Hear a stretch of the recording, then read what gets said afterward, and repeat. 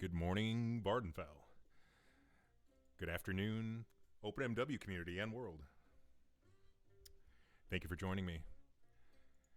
Hope you're all having a great day today, and it's sound check time for episode number 13 of the MOMW Show. And thank you for joining me and hopping in. Hopefully we'll hear from an actual warm body about how I sound. Hopefully y'all can hear me right now. And again, it is episode 13. After a short break last week, we're back at it with a list of things I want to look at today. Hey, Trash at Mario, welcome. Thanks for joining. And also, let me see if I can... my gain is down a little bit. I must have nudged it. Hopefully that's a little bit better, Trash at Mario. Let me know. Appreciate that. Just going through the set list, though. We'll call the sound check done for now. We'll get some continual feedback.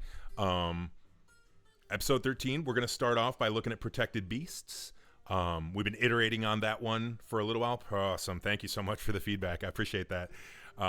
Then we have a new thing coming at you. We call it Semaphore. We'll get into that momentarily. Finish Just Beautiful Morrowind. I use the finger quotes because I've been finishing it for a few weeks now. Things keep coming up. Zach Sousa and I have been going back and forth about what's scope creep and what's not for this one, but I got a few things I'm considering adding. It's more or less done, though. Just a small change for pause control based on some viewer feedback I got, or rather Discord user feedback. Some changes to Go Home that I want to get out the door today. There's been some in-progress changes to Bound Balance, some new ideas for MOMW Configurator, and then this is like, I think we reached stretch goal territory by right here, but we've been talking for a while about potentially adding website quality settings to the Modding OpenMW website. So like say you pick a mod list and you have a lower end PC, like I would say my PC is probably low mid. It's not as low as like the laptop I'm talking to you on now, but it's certainly, I got a GPU from 2020, processor from 2015. It works.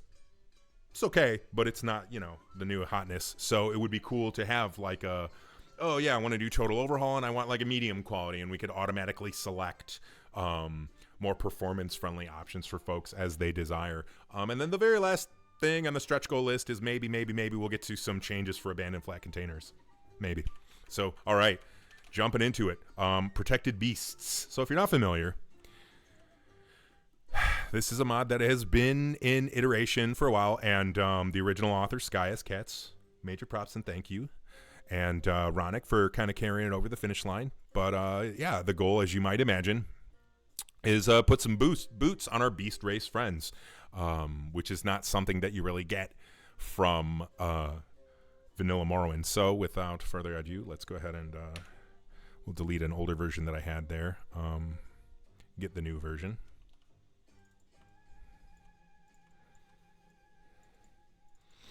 And just while we're doing some quick and dirty testing, we're gonna do this the moldy old manual way. All right. Excellent. Okay. And so I think last time I looked at this, I was actually able to break the mod by doing some funky stuff. So, let's use it and, we'll see what happens.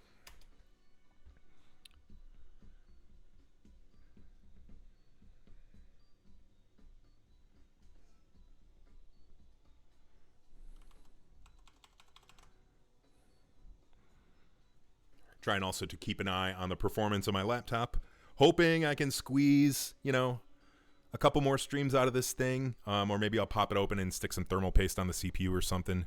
But I've been having some kind of repeat issues relating to thermal throttling. Basically, my CPU cores are getting to 100 degrees Celsius, and as a safety measure, so they don't catch fire or whatever. Hey, Sector, thanks for hopping in, man. So instead of catching fire, my my processor is slowing it down forcefully, bringing the stream unfortunately to a halt when I do that. So all right, here we are. Let's go ahead and enable race menu. Let's make ourselves a beast. I've been doing Argonian each time, but maybe we'll do Argonian and then Khajiit this time too. So here we go.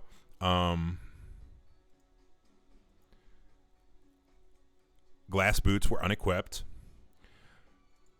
Let's put it in there. Okay. Once this natural character growth and decay message decides to GTFO, we will see that we got some beast boots on there. Yeah, there we go. Boom. So like the greaves, you can't see where I'm pointing, but the greaves are like, you know, the thigh area. And then the boots are just below it. So cool. Yeah, it seems like it's working. Let's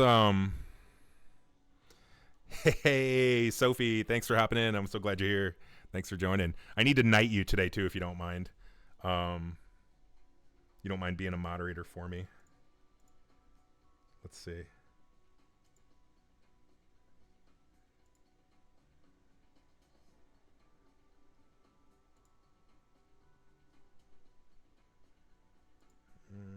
No. All right, I'll figure that out another time. Awesome. Yeah, I would really appreciate that.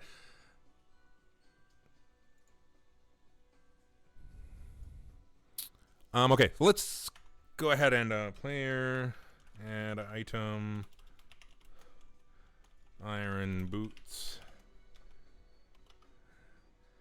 Yeah. What do we got here? Radicalmo, thanks for hopping in. I'm glad you're here. Thanks for joining.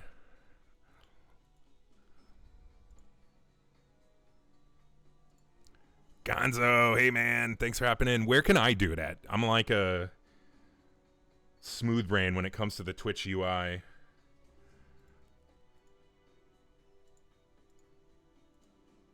All right, it's looking good. I think whatever I did to be able to trying to click on Sophia's name and see if it gives you okay in the chat box. Okay, I just did that and I didn't see anything.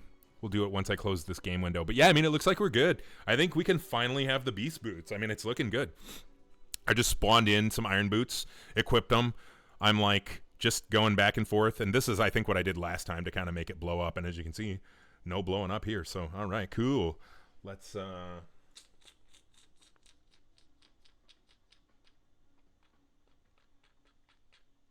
here you go. Okay, I see it. Boom, you've been knighted. Thank you, Sophie. I really appreciate you so much.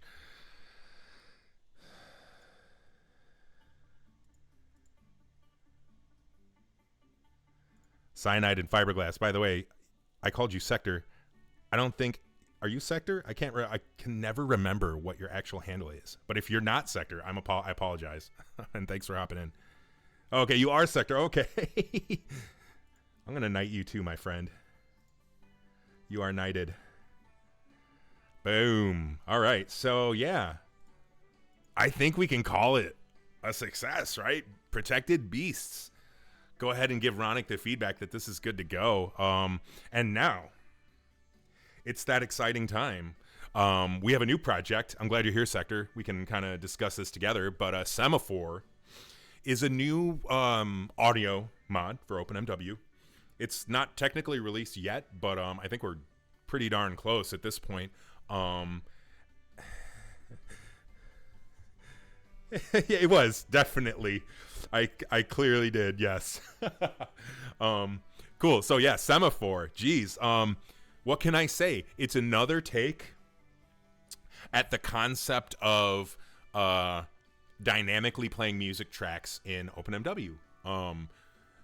By Sector, as you might have guessed by the stylized name. Yeah, that's true. I could have just like, you know, wrongfully knighted somebody, but I totally recognize the handle. I swear. But yeah, so Semaphore. Let's get to it, huh? I have a download of it here. Let's go ahead and get that chocobo music. Chocobo.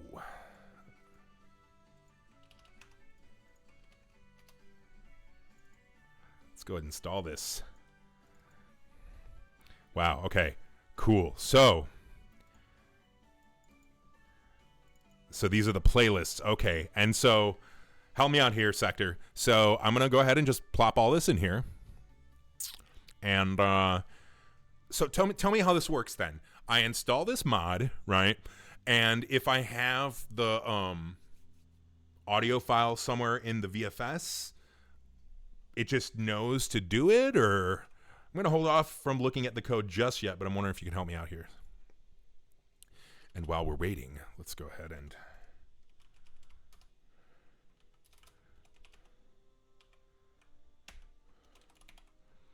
no quotes. Quotes are bad, okay?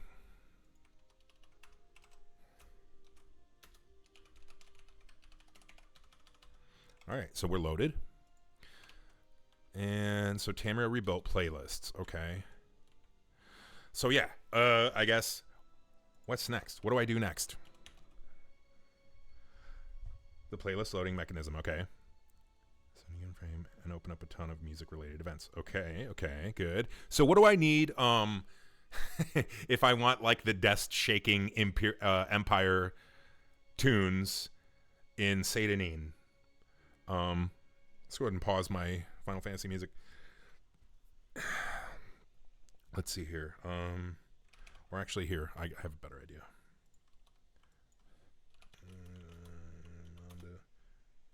Add them to my VFS. Okay. We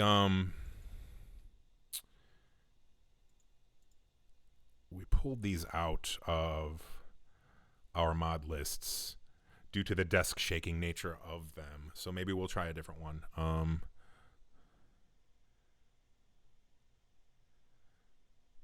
We'll strip out tracks that don't exist, and they will be non-interactive in the semi. Okay. Well, all right. I'm going to just go ahead and I'll add the Halalu data path then. And you stop me if I'm doing anything wrong. And friends, next week, I am hoping that I will have Sector, Gonzo, Sophie, and anybody else who wants to join from the Momo team on audio with me like we've done in the past. So stay tuned and get pumped for that. It's probably a bit boring with just me up in here. All right. Let's go in-game, shall we? So you smack all these data editors.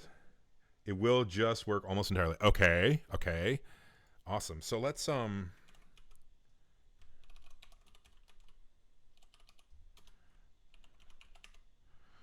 I'm just going to go ahead and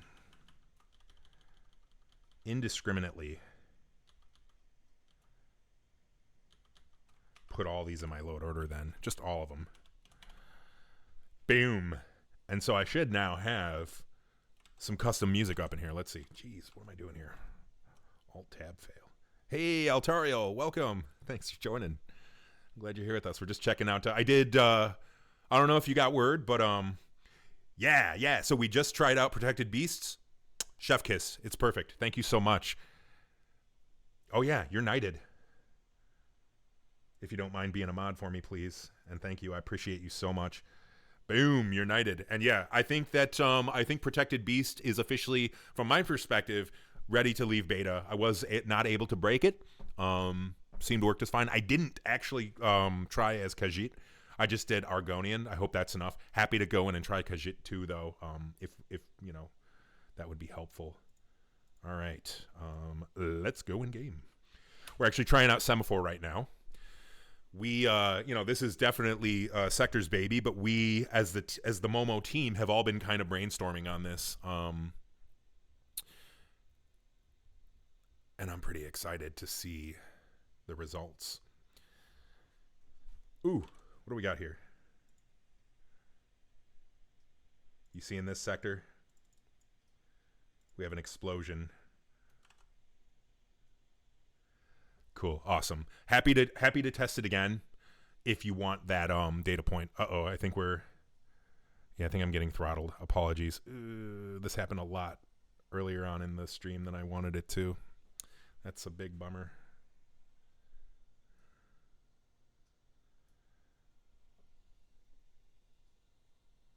Ooh, yeah, I don't know if you can see. Probably my head's in the way, but we got a message from OBS here, actually. Encoding overloaded. OBS probably doesn't. Oh, okay, look at it. We got the song name here. Cool. So I guess it's working. OBS probably doesn't know that it's being throttled by my CPU, which is, quite unfortunate. Okay, so road most traveled would be one of the one of the vanilla Morrowind songs, which is expected here because we don't have the table shaking F8 skips. Ooh, okay, let's try that. Nice. Oh, that's tight.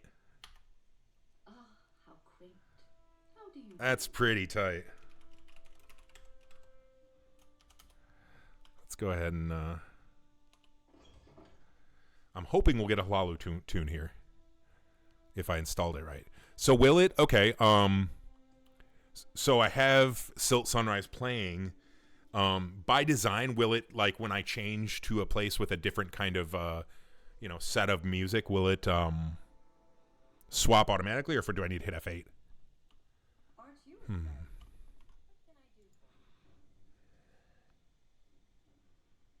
Should just happen. Okay, I'm not getting any Hlalu tunes here. Is there any log output I should be looking for?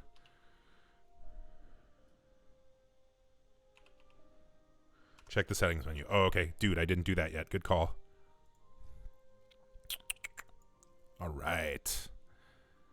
Debug enabled. Give me that. Music enabled. Give me that. Playlist selection. Oh, okay. Ooh.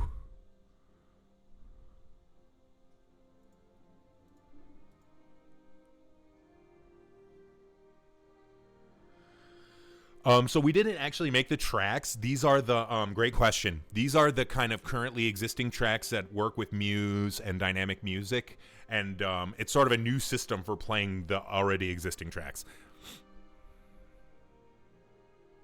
Current playlist is active. I'm gonna turn that on. Yeah. I wish I had the skills to just bang out some new tracks.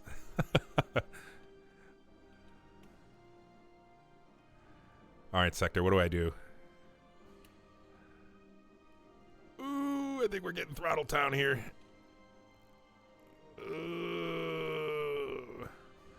Detail Devil, hey, welcome. It's so great to see you. It's been a minute, man. Thanks for joining. All right, let me see. Glad you're here, man. We're just checking out Sector's latest project here. Enable, disable the Hlalu. And so I don't think it sees it. Would I see that under playlist selection here? Because all I'm getting is explore and battle. Yeah, okay. Yeah, that's all I'm getting. So maybe I installed it wrong. Let's hop out of here. Give my CPU a chance to cool down. Yeah, okay, so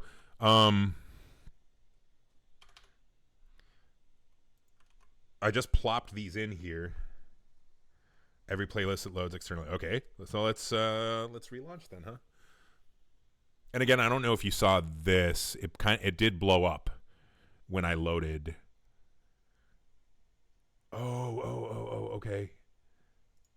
So I've actually installed your mod improperly. Righto.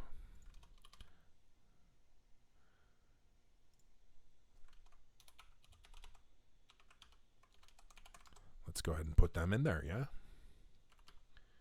Muse expansion, I think, is specifically the one I'm looking for.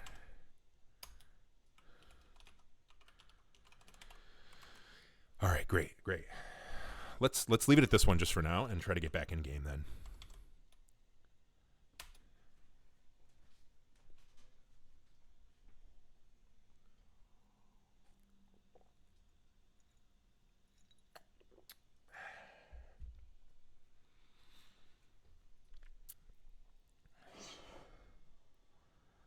There we go. Registered playlist. I see it. Yes. Look at it go. Oh my goodness, look at it go. That's great. Okay. So let's head on over to Balmora Town. Oof.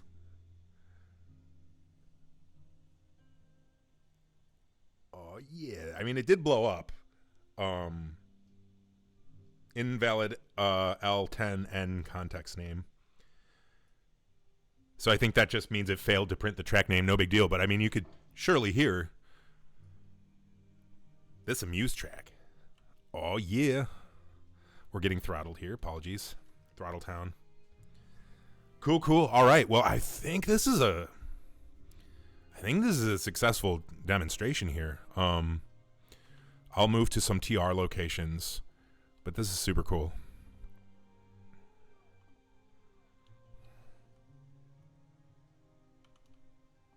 I see. Yeah, cool. So it only kind of blows up, not utterly completely. All right, let's oh,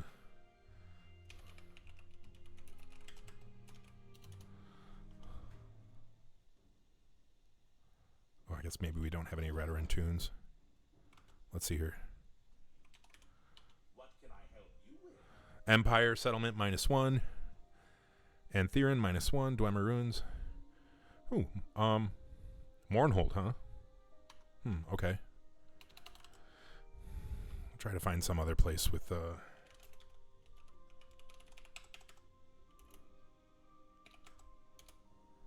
Yeah, that's what I figured. Cool. Thank you for confirming. Aren't you a sight? What can I do? What can I do? That guy asks way too many questions. Okay.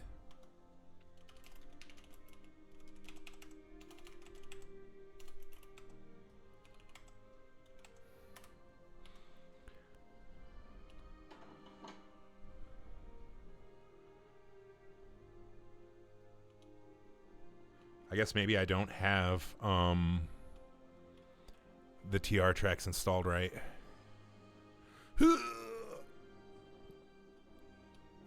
Oh my, this is brutal. This is really brutal.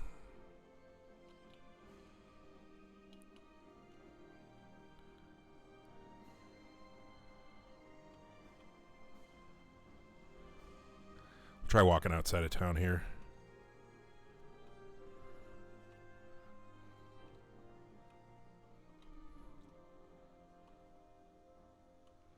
No, it's my so what's happening is I'm getting thermal throttled on my processor here on my Lappy. I think I need to pop it open and maybe clean it out, maybe put some more thermal paste on the CPU. But yeah, if you have, as some of you have been here for a while on the stream and never used to do this, I wonder too if I unplugged, which would downclock everything even further. Would that prevent it? Or even just reduce my view distance some. So it's not specifically Old Ebonheart. Actually, Old Ebonheart on this thing when I'm not streaming is actually pretty decent, I would say. So let's see here, minimal settings.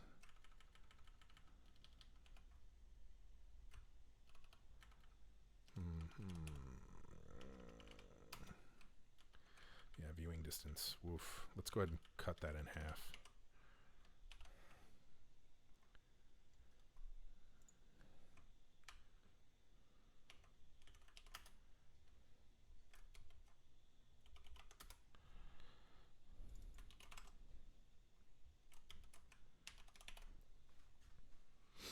Okay.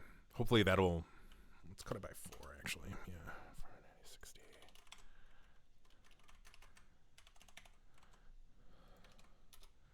460. Anything else I should look at, Sector, before I move on from this?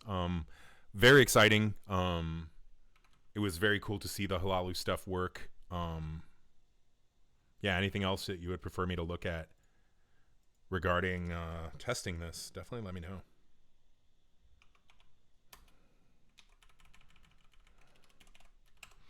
Next up on the sure, yeah, okay, absolutely.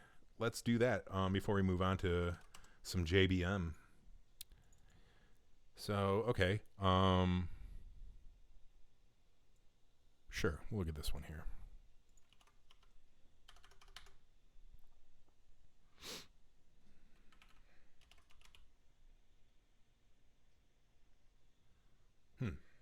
All right. So I'm guessing, just taking a wild guess here. These are record IDs of actors that would trigger this particular playlist. When they're in combat, so the combat music. Static IDs, so detecting local statics that would trigger this playlist. Very nice.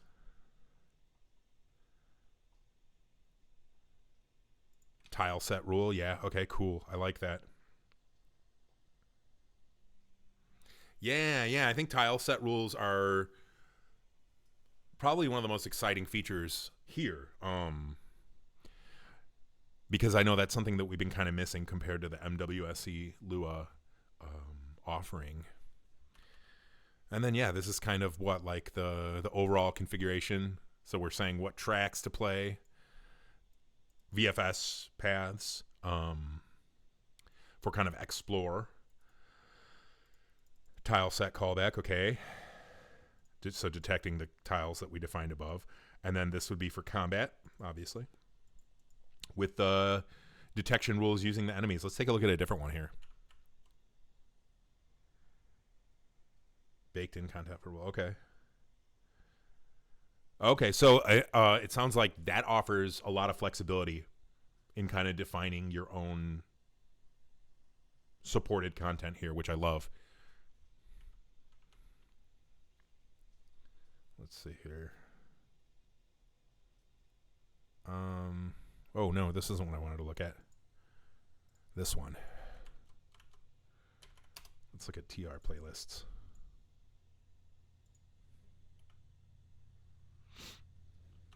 Interesting. It's that flexible. That's pretty cool. So yeah, similar to what we just looked at.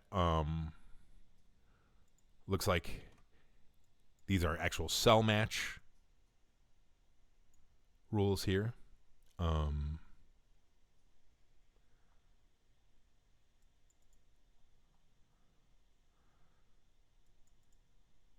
Regions. Okay, interesting.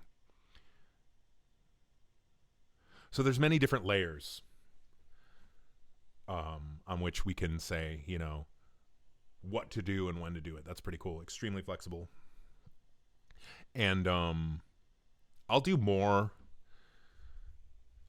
intense performance testing when I'm not streaming, and we don't have to contend with like my laptop cooking itself out here. So when you talk about just returning a Boolean, this is basically what you're talking about, right? The callback would be just a function that says true or false, do or do not do. And that's pretty cool. Lots of rooms for shenanigans here. And one argument, which is playback. Looking forward to reading the docs on this for sure. This is a really interesting one to look at, though, because there's lots of different content, supporting content for Tamriel Rebuilt.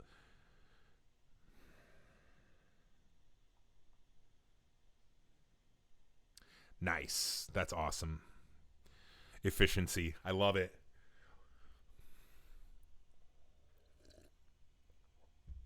I know you were a little bit concerned about performance on cell transitions. That's something I'll be trying for sure. Okay, cool. Thank you so much for your work on this sector, and everybody else for giving the feedback that's needed to kind of propel this off the across the finish line. Moving on now. Okay, I got you, man. I got you. Yeah, I'll do that for sure. So, oh man, thank you. I appreciate you so much. Great question here. The priorities mean that the songs will always play in a certain order. Yeah, I think it's the latter part there. Are they simply more likely to play? So the priority says if we have two things, and Sector, correct me if I'm wrong here, but for example, if I had a different mod that had the same ID and I had a priority 800, it would overtake this one, right? So it's basically if there's a collision on the ID, because I believe the ID is what's expected to be unique. If there's a collision, the priority is basically what decides who wins, right?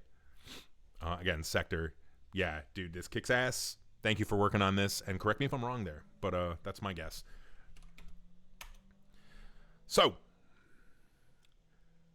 Just Beautiful Morrowind is one of two mod lists that we're cooking up here. Hopefully to be released soon. We don't actually have a user-facing link for it. You got to type it in like a caveman here, like I just did. But there's a few things I'm kind of tossing around. It's more or less done, but I'm tossing around the possibility of kind of smoothing it over with a few more suggestions. Sophie suggested Vegeta Bill's Threads of the Web Spinner. And actually, this is a quest that I've never tried before. I haven't actually done all of the Daedric quests in Morrowind. And this one's a bit crazy. Okay. Thank you for... Yeah, that's good. The order in which certain playlists will happen. Okay, 900 series is region base, 800 for cities, 400 for specific factions, under 200 battle related, under 50 special playlists. Okay. So, does decide who wins was kind of a specific thing. Okay, so I asked you earlier about I wanted to play special boss music for certain NPCs. That would probably be like 50 or under priority, right, for that one? That makes sense. Thank you for clarifying. Yes, that's the vibe. That's exactly what I'm thinking. Boss music, probably 150. Okay. Yeah, in between battle, I see now. Yeah, okay. I got you. Okay. Lovely. I think this is going to be added to JBM. Okay. Yeah, definitely looking forward to reading some docs about this. Very exciting. So, if you're not familiar, Dagoth Wave in-game, absolutely. That's a shitpost mod I can definitely stand for. Like while you're fighting Dagoth. That's some boss music. So this is one of the Daedric quests. No, it's not the Daedric quest. It's the it's like a high level Morag Tong quest, I think. I've never really done Morag Tong quest. But like the way to actually win this one, or like get to the ending, is kind of crazy. In the tradition of Morrowind, a game that we all know doesn't exactly give you a lot of clues for everything. This quest takes that to like the extreme, to the point where it's effectively random chance that you would find some of the items required to actually finish this. And so just to quickly go over what Vegeta Bill wrote here. Total of 20 NPCs with the items you need. Only 7 have Morag Tong quests that lead you to them. Of the 13 left, 3 are in the same location as the targets of those quests. 10 NPCs with no quests that lead you to them or even near them. Of these 10, 3 are in locations that other non-empty quests lead you to. And one of these 3 NPCs is not hostile. 7 with no quests that lead you to them, only discovered by exploring. Of these 7, only 1 has a rumor that leads you to him, and the rumor is kind of vague. Of the 6 left, only 2 are not hostile. So it's like, I think he describes this more in the README, but you basically got to be playing a character that will indiscriminately murder people. And by people, I mean like everyone, if you want to stand a chance at finding these. So, generally speaking, my goal for Just Beautiful Morrowind is not so much like fixing bugs or arguably crap design, but in the spirit of all the extra content I'm adding with TR, I kind of feel like adding something that makes a quest actually reasonably finishable, that does qualify as beautiful. I was having a conversation on Discord with Settiness, and we talked about having the Dubdilla fix, which the location for Dubdilla fix, I don't think I'm going to add that, but you could strongly argue that is a beautiful piece of content, right? Because it puts something in the game where the game tells you it is, and that's beautiful, right? In a way. So anyway, let's go ahead and I got the files for that here. And so in the zip for this mod, we just got a couple plugins. In a nutshell, I'm not going to open the README yet during the stream, but basically this adds more ways to find the NPCs, but it doesn't go too far. The books plugin puts letters in places where you might find them that would help you to find these NPCs. And then the MS Restored plugin restores a buff to the quest reward for, completing the quest. So I was debating just doing the books, but I don't know. As I'm talking about this now, I feel like this is such like an ordeal. Like maybe we can just give I'm curious about it. People's thoughts in the chat. Give the quest buff, the original quest buff. We'll see. For now, let's go ahead and data by cat. Whoop. And I discussed with Sophie, and she agrees that this is a patches, fixes, and consistency mod. So let's go add this to the website database. We haven't done this in a minute.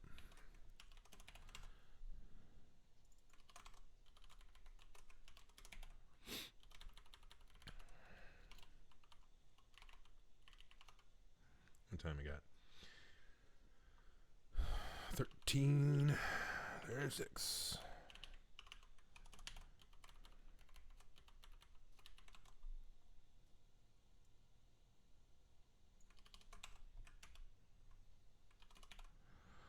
All right.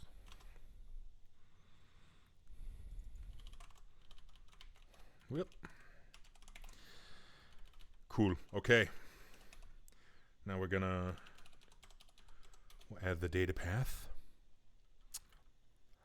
And, where we stick this in the load order, I don't think really matters at all. Because it just doesn't, in the data path load order, I should say, because, nothing else is providing this content, or should be at this point. I'm going to put it somewhere near the end-ish, I think.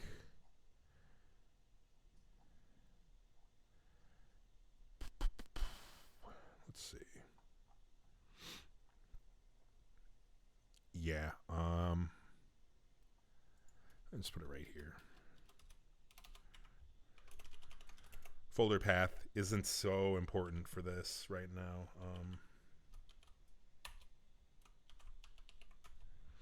The content file order will be perhaps a little more important. We'll cross that bridge in just a moment. So we don't need any extra durs. We do need on lists. Oh, yeah. Thank you, Sophia. I appreciate that. TV. I was about to commit a sin here. Boom. There we go. Lots better.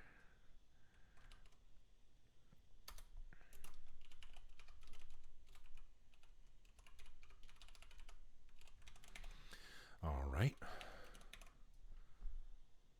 Oh, man. All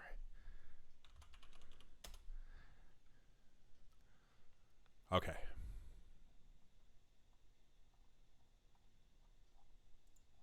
So this one should probably be a little bit further down on the list, I think.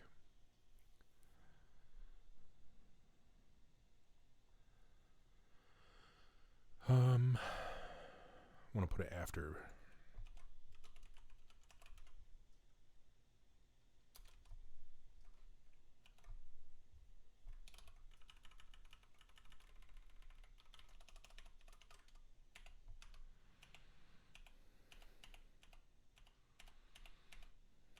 Wow. Wasn't expecting this to turn up 56 times in this file, but somebody's been doing a good job at keeping track of depends. I love that. That's another website feature we got to get implemented soon. I completely forgot about that.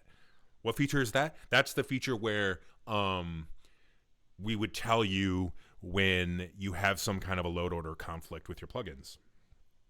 Either you're missing something that's needed, or you have something that we know explicitly conflicts. And that should be a lot easier to add than quality settings, honestly. I know Gonzo has been trying to chip away at quality settings for a minute, and that's a non-trivial change because the way our database is set up.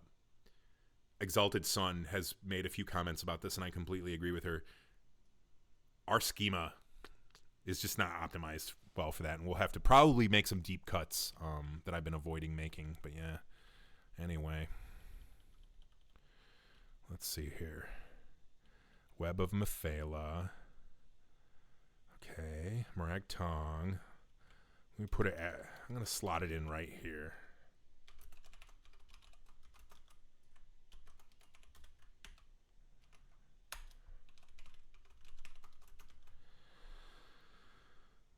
All right, let's see. What do we got here?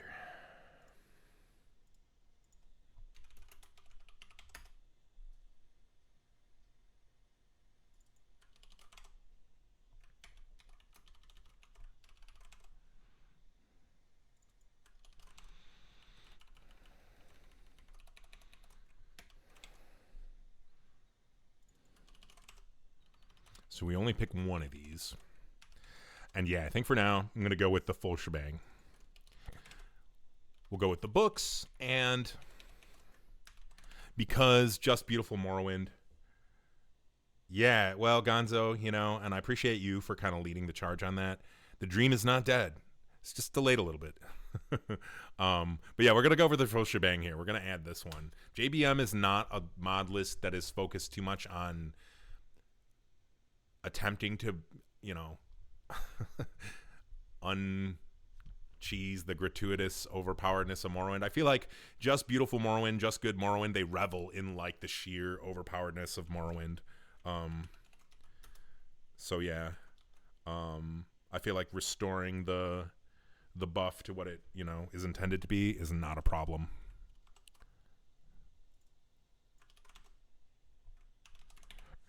Not a huge problem, at least. Okie dokie. So let's see here. We got the mod added. We've got the data path added. Yeah, you know, that's something. And like, this is such a like, and further to that, this is like such a big quest. Like, I don't know, if you do this whole thing, you earned it, man. You know, you earned it. Maybe for like total overhaul, we would do strictly just an expanded vanilla. We would just do strictly the books one, you know? Okay. Last thing.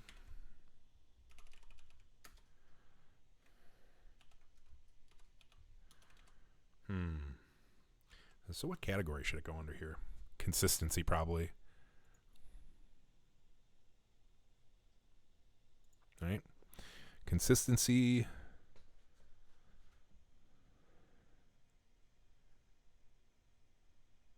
Yeah, I think, excuse me.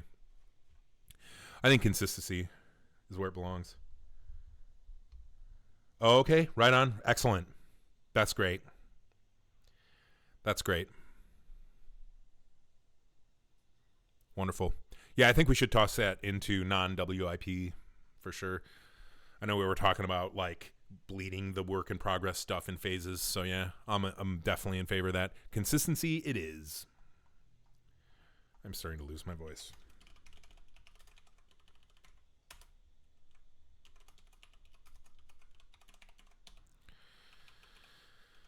All right.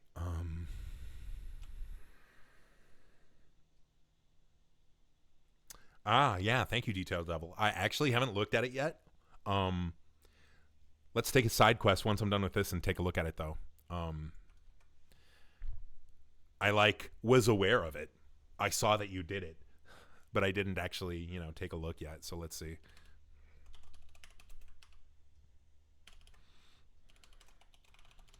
In the interest of not lagging out my poor laptop, I'm going to go ahead and just let the CI robots. Let the CI robots do the tests. Excuse me. And then, yeah, let's take a side quest and look at Devilish Needs.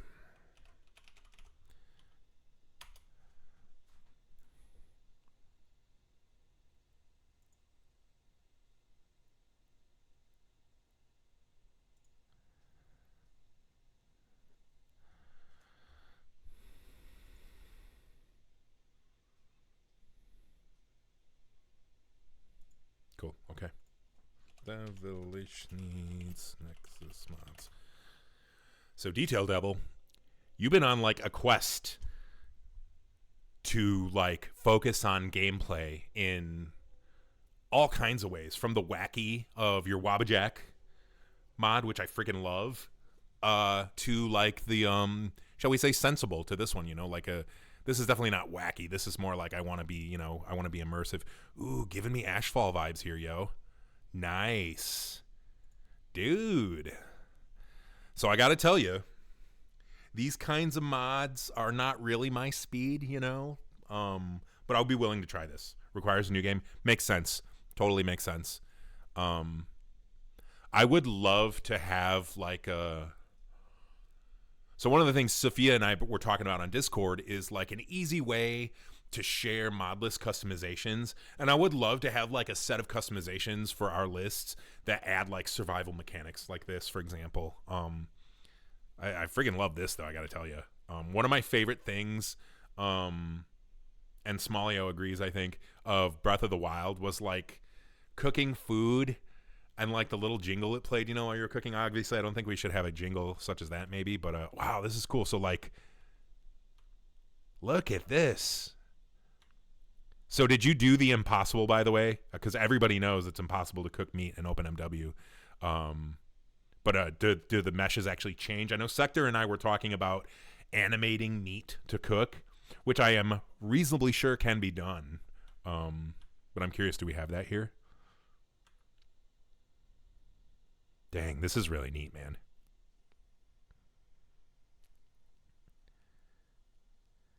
If not some list, like I said, we could have like prefab customizations that people can just plop in, you know, now that the configurator can take an arbitrary number of customizations files. Oh yeah, it can do that now.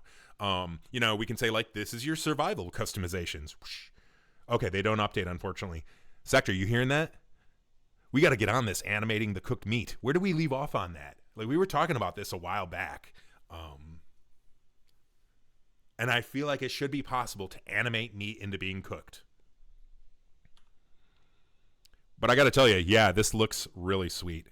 If I wasn't so worried about my laptop throttling, I would just load it up and play it. But just surviving Morrowind. I love that, man. That's awesome. Oh, dude, Sector, come on, man. I mean, I was pissed off too. That's why we were like rage hacking. Well, by we, I mean you. So Detail Devil, maybe we can help you make this meat cook, right? People would love it. Just surviving Morrowind. Ooh. I am very tempted to do that. So like, just good Morrowind. Maybe with like... Yeah, I agree. See, I'm with you, Gonzo. It's not really my thing, you know, but like I totally respect this. And I gotta tell you, man, like the user interface here and like the overall user experience looks really, really neat. I can tell you put a lot of work and thought into this. Yeah, Chim would definitely fall into that for sure. I love the icons you have there. Like you're definitely approaching, you know, Ashfall levels of here. It'll be a minute before we have like tree chopping and stuff, but like, dude, you come a long way. Fill containers, like that's so awesome. And I love this. That's so great. Nice work. Yeah, right. I agree. The icons, man, the icons. That was one thing I thought was rad about Ashfall is the user interface changes, you know, and we can't quite go there all the way, like in the vanilla user interface, but you know, that day will come. This is rad. Mad props, Detail Devil. This is really, really rad. Hunger, thirst, exhaustion, temperature, and wetness. You can adjust the icon position. Sweet. I love the settings. That's awesome. Crafting. Whoa, nice. Yeah, I don't know. Maybe we're gonna... Yeah, totally. Like, I think Gonzo nailed it, right? Just surviving Morrowind. Like, oh, man. I think we need to take Just Beautiful Morrowind and fork it to have a bunch of survival mods in there. Chim, this, Ashlander Architect, potentially as well. Whew. That's something to think about. This is huge. Look at this. Hunger. All food items reduce your hunger. Recipes inspired by a fresh meat. Eating raw meat can cause disease. Nice. Nice. Okay. One thing, this makes me remember, there was a needs mod that some fella made a while back. I remember him because he was an Emacs user, like moi. And I remember using his mod alongside Alchemical Hustle, and drinking water would toxify you. So I guess I got really bad water in Vardenfell. But yeah, anyways, I wonder, is there a way, Detail Devil, to have compatibility? Like if we have like a potion toxicity mod, something to think about. Or even that could be a module in this, right? Like that's kind of a survival-y thing, I would think. Well, it's more of a cheesy thing. D-cheese thing. 100%. Nice. You rock.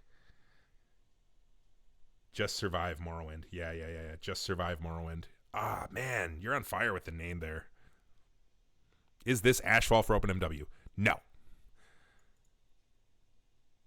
Nice. Don't request it to become Ashfall. Yeah, for sure. Maybe, some features from the well-known Ashfall mod that aren't here could eventually make their way in as it's doable.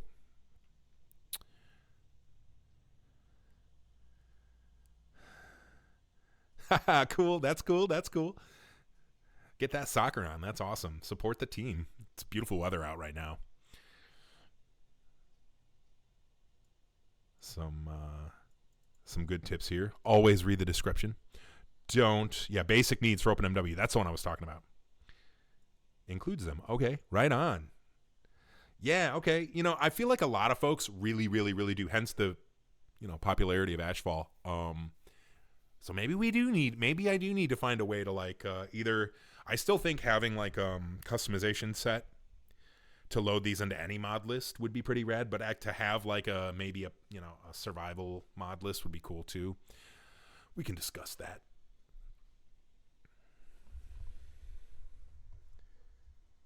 Color objects according to weight. Yeah, that's a great idea. Yes, totally. I like that for a number of reasons. If you know me a little bit, you know that I'm not a big fan of like putting up a menu, right? Like, no, you can't place this. It would be better to represent that with like a color or something, Ooh, that's great. Nice work, Detail Devil. This is, I'm going to go ahead and, I'm going to like officially add this to the set list here.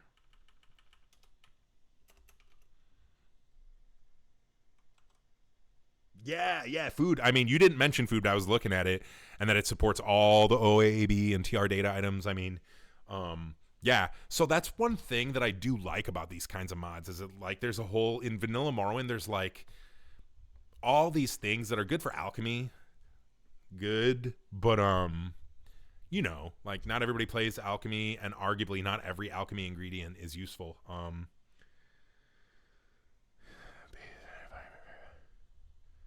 Yes, that's Sector. Thank you. That's exactly what Sophie and I were talking about yesterday, and that's exactly for Momo Configurator point here. That's exactly one of the things I wanted to work on today.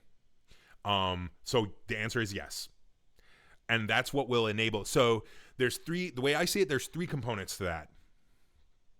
Hey, watch him. Welcome back. Thank you. Or I want to say you've been in here before. Well, thank you for joining. I'm so glad you're here. And hey, I appreciate you. Thank you for your kind words. We're just here talking about Morrowind. So I see there's three aspects to having shareable, non-hard-coded customizations. You got what Sector just said, having like a mod directory as a variable. Number two is, and Exalted Sun already got started on this. Number two is a centralized place where we can keep known good. All right, yes, welcome back. I knew I recognized your name. Welcome back. Thank you for being a part of it. We've got this centralized repository. Where the heck is it? Here we go. We have this centralized repository where we can put customizations, and Sarah's already gotten started on it. Oh, you rock so much. And then the third part of it would be a feature in the configurator itself. I don't know if this is like a subcommand to install customizations or an argument to the config command that says download these customizations and then we get them like by folder name here or something like that. But yeah, nice. We got Mr. Farmery helping out. I love this guy. So great to see him here. But yeah, so let's see here. Let's actually take a look at this. Okay, these are just removals.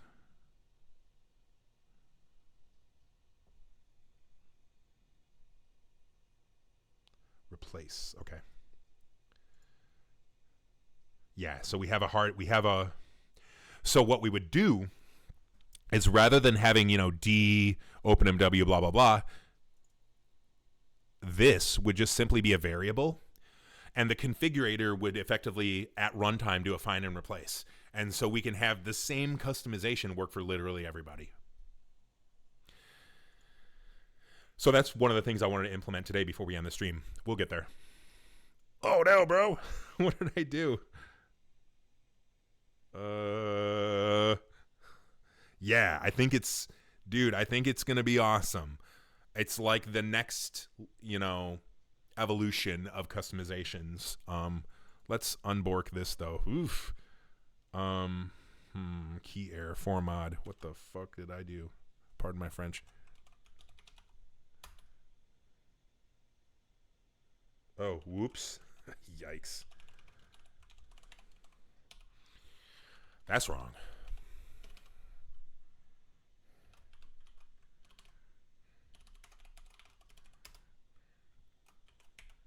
All right, let's try that again. Thank you to the CI robots.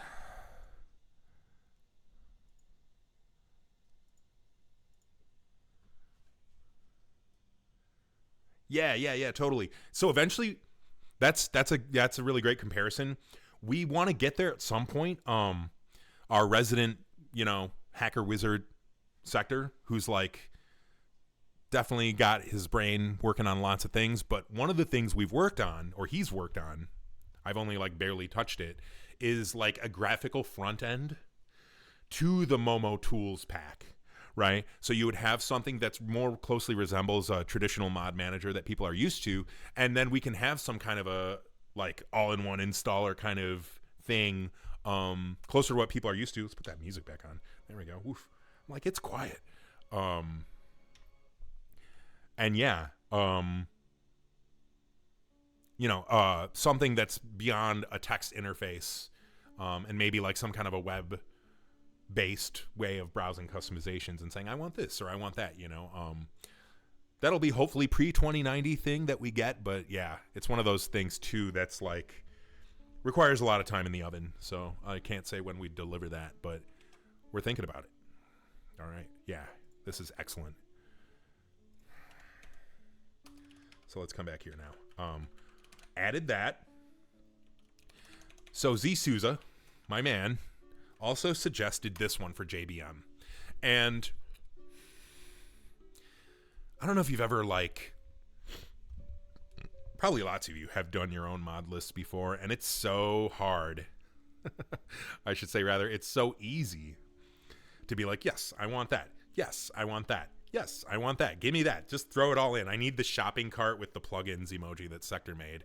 Just give me all the things, But one of the things that makes a good mod list is like focus and scope. Not everything needs to be a grab bag of everything. And so I've been trying to be conservative about what I add in here.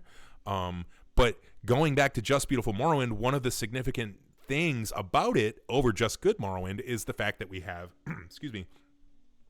we have Beautiful Cities of Morrowind by Random Pal and Company. and also 2 others by Random Pal and Company that touch parts of the world that BCUM doesn't touch. And so further to that, Simple Vivek Library Overhaul, to that end, touches something that isn't directly touched by the others in the spirit of them.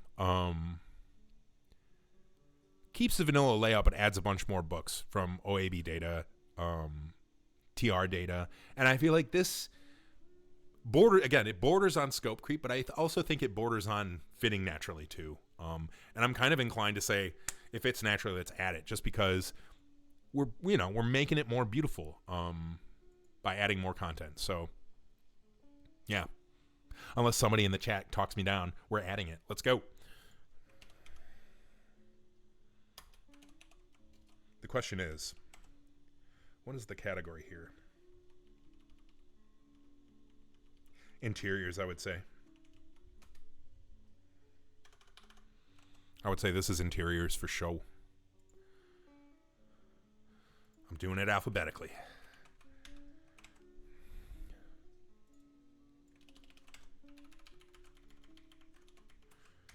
Look at this guy. Random Pal, all over the place. What a guy.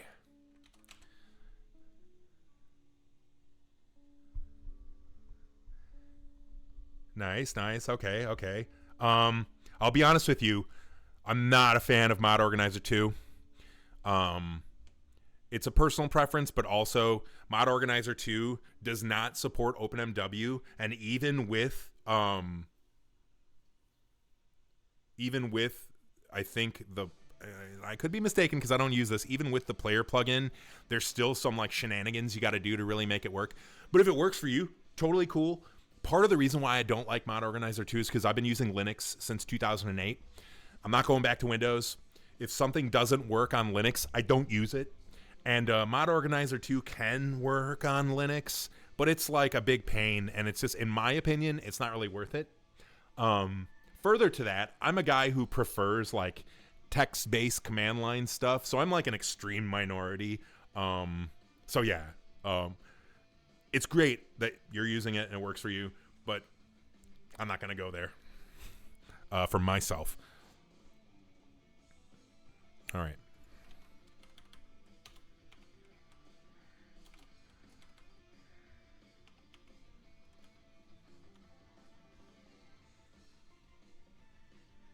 Yeah. Oh, yeah. I mean, definitely appreciate you sharing your method, too. You're not alone. You're definitely not alone. A lot of folks use MO2 for other games. It's totally reasonable to want to use it for OpenMW, too. Detailed W converted. All right. Nice. The config file is like Mod Organizer. So that's the thing. I've been a Linux system administrator since 2008. Text files are my friend, and one of the things that drew me to OpenMW was, oh my God, I can install mods with a text file. That was awesome for me,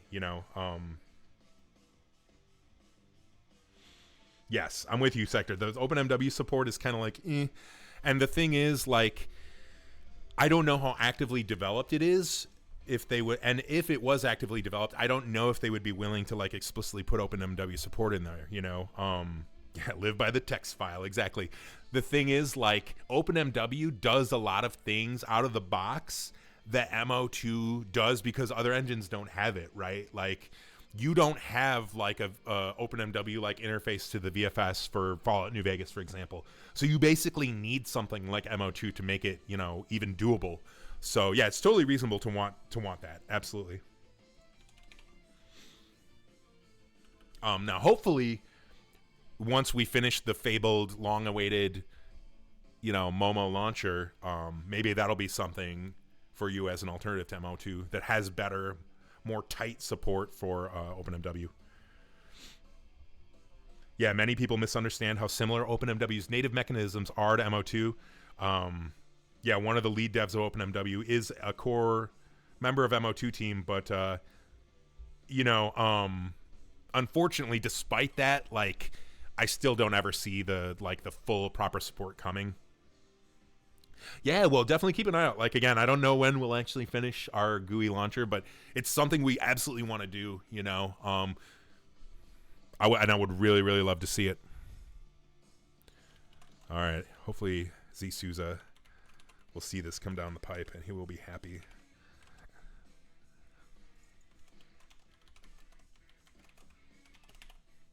All right. Yes. All right. Yeah. Yeah, I just don't see it happening. Yep. I'm with you, Sophie, for sure. Yeah. Exactly. The merging thing is one thing. It's like doesn't need to do that, but also I don't know like how trivial would it be to change MO2 to let OpenMW do its thing. Like I don't really know. Just not sure. Oops. Okay, so library. I just love. Can I just say I love how many library of Vivek mods we have? We have like 3 or 4 of them now at this point. It's kind of crazy. I'm gonna put it right here.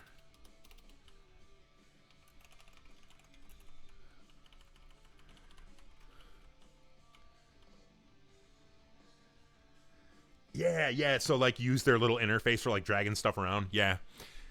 Yeah, totally. Anybody can package a mod basically any way they want, you know. We can strongly encourage people to do it, you know, the right way, but at the end of the day, people gonna do what they're gonna do. I have a special profile of Firefox for UMO purposes, and I stay logged into Nexus on here. Normally, I use a sandboxing software called FireJail to sandbox my Firefox, but I don't sandbox this one so that UMO can do its thing. Yeah, yeah, yeah. Nice, nice. Wow, AI is improving your code. With all due respect, I'm a little skeptical, but that's cool. I'm glad it works for you.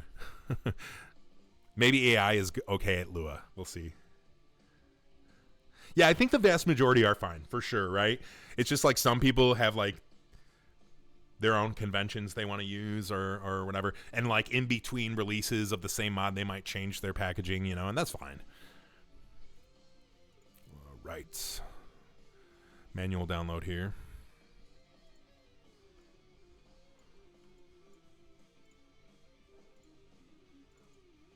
All right. Ooh, you know what? I forgot, while doing this, I realized I forgot the UMO archive data for Vegeta Bills, so we'll add that as well.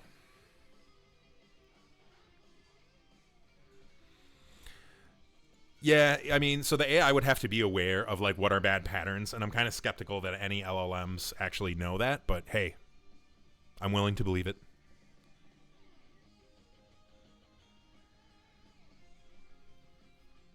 All right. Yeah, and so this is one of the neat things about UMO is we handle dealing with that on our end. So you just use our tools and it kind of, you know, happens magically. So let's go in here. Let's fix the mod archives for Vegeta Bills. These are not alphabetized at all, so I'm just going to go ahead and plop it at the very end.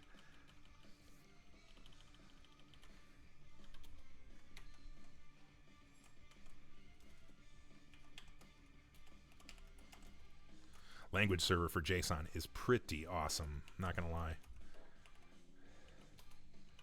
Look at that. That's so great.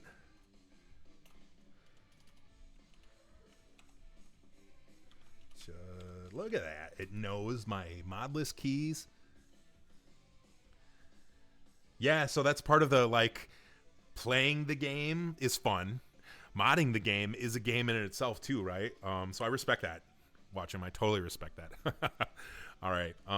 Let's go back to the Vegeta Bill mod here. Let's get the, let's get that file name. So what we're doing is we're telling UMO what file to download for this mod and where to put it. So name would be the name of the archive, and extract2 would be the Momo folder for it. So it basically is the title of the mod with no spaces or special characters. So I believe that is correct. And actually, my CI job should fail. Yeah. Ooh, test archives. Yeah, so it's mad. It's so mad. We're going to fix that.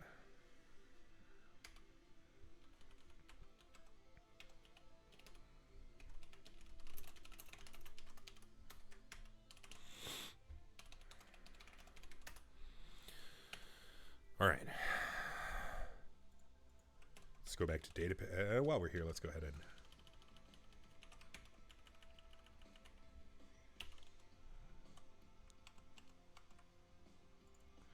plop this in here. And let's see here. Just library. All right, nice and simple. For mod, name, library.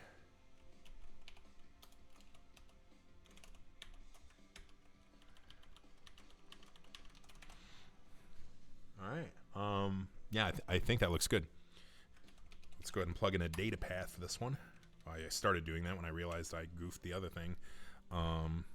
Nice and simple archive here. The root of it looks like a data files folder. Nice. Really all we just need is this on lists.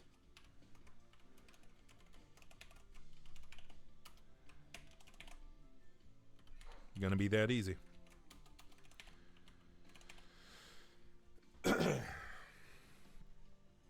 Yes, absolutely. You know, we have the validator, which kind of sort of does the same thing, but without like the colors and things that make it easier to look at. You know, I've been doing like systems administration and CI/CD stuff for so long that I can look at like text and parse it better than most. But yeah, again, I'm an outlier here. All right. Library. So really what I should do here is I should put in some conflicts records, and I'm going to do that. Because we know this for sure going to conflict with, you know, other library mods. There's just no doubt. So, excuse me. Let's do that. Excuse me.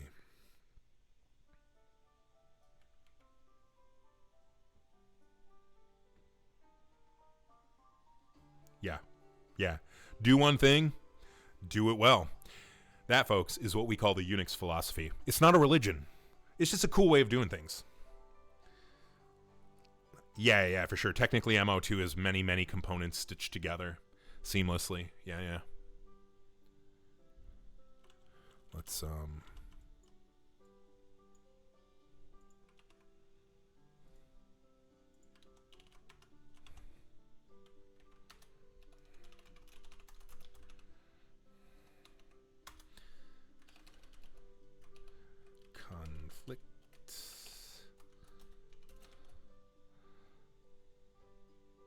oh, interesting.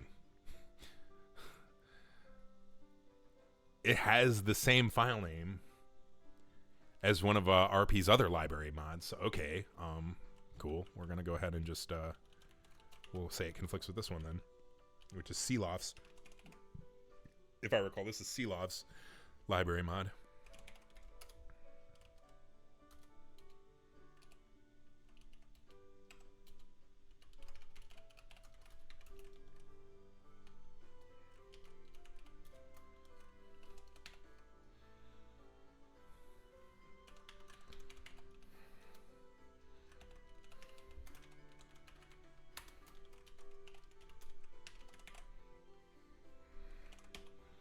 All right.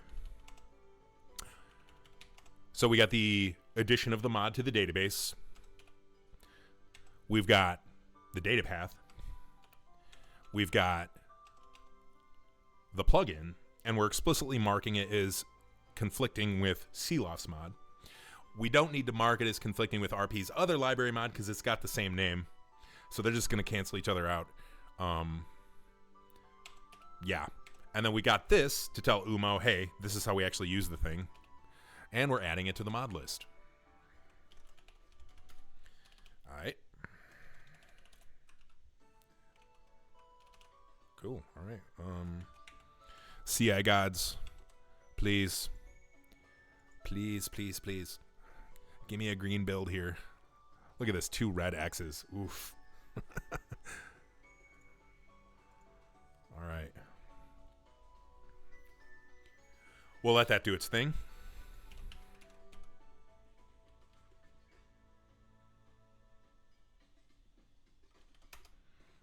All right. So, this is where I'm kind of like on the fence. Expansion delay has been requested by a few people. And I'm on the fence. Because what does this do? In Vanilla Morrowind, Detail Devil, I feel you. If you're 100%ing the inclusion of this, I feel you. Because in Vanilla Morrowind, the first time you sleep, basically, you risk getting attacked by an assassin. Spoiler alert.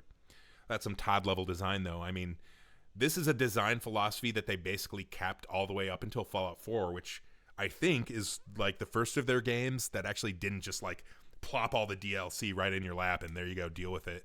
And it's awkward. It's like really crap design. Some people consider it a feature, not a bug, because then they can then farm Eddie. Y'all know Eddie. Eddie says it's a feature because you earned that armor and you can use it to, fair enough, will farm the armor and it's a way to kind of cheesily get gold early game. I personally am not into doing that. But the conflict I have here is this a fit for this mod list? Because this is not like a Eddie. He rage quit the OpenMW Discord, and I don't think he's coming back this time. I don't even think he's in MMC anymore. But he and I, we stay in touch. He's constantly sending me funny pictures of like wacky ass guitars and like weed memes and stuff. But yeah, he's doing okay. He can't really play OpenMW. He has like some pre-release 0.48 build because he's got some old Mac, and so yeah, he's got like a December 2022 build or something, and yeah, he can't really kind of like join the cool kids with all the new Lua mods. But anyway, as I was saying, this is not really a mod list that is fixing bad design, because like without a doubt, 100%. That is bad design. Like, come on, Bethesda. Come on. Like, on one hand, it's bad design. On the other hand, I'm Bethesda. I'm making this product, Tribunal, and I want my customers, the gamers, to easily get into it, right? So I can see the angle of, like, they don't want to, like, gate it too much. But, like, me as a game designer, if I was making a game and extra content for my game, I would do it the right way, honestly. I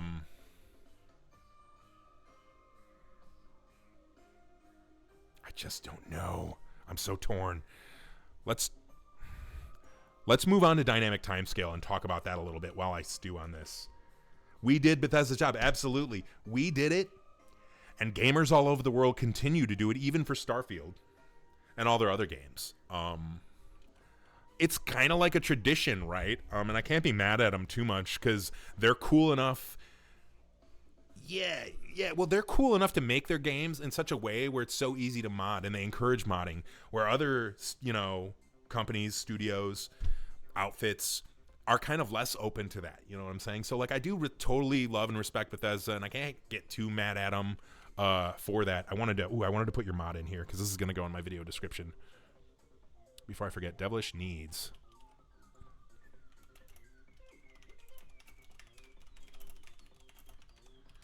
Boom. All right. Scope creep on the stream list.